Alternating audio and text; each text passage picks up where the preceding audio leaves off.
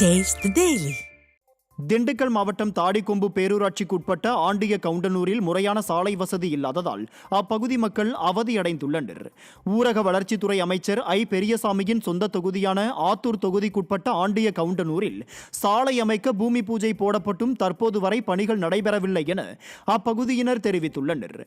இப்பகுதிக்கு முறையான சாலை வசதி இல்லாததால் பொதுமக்கள் கடும் சிரமத்திற்கு ஆளாகியுள்ளதாகவும், விடியா ஸ்டாலின் ஆட்சியில் அமைச்சர் சொந்த தொகுதியிலேயே இத்தகைய அவல நிலை உள்ளதாக மக்கள் கண்டனம் தெரிவித்துள்ளனர். மதுரை வெள்ளக்கல் பகுதியில் உள்ள சுத்திகரிப்பு நிலையத்திற்கு செல்லும் கழிவுநீர் குழாயில் உடைப்பு ஏற்பட்டு விவசாய நிலத்திற்குள் கழிவுநீர் செல்வதால் விவசாயிகள் கவலையடைந்துள்ளனர். மேலும் கழிவுநீர் பெருக்கெடுத்து சாலையில் ஆறு போல் ஓடுவதால் தொற்றுநோய் பரவும் அபாயம் உள்ளதாக பொதுமக்கள் அச்சத்தில் உறைந்துள்ளனர். எனவே விடிய அரசின் அதிகாரிகள் உறக்கத்தில் இருந்து விழித்துக் கொண்டு நடவடிக்கை எடுக்க வேண்டும் என மக்கள் வலியுறுத்தியுள்ளனர்.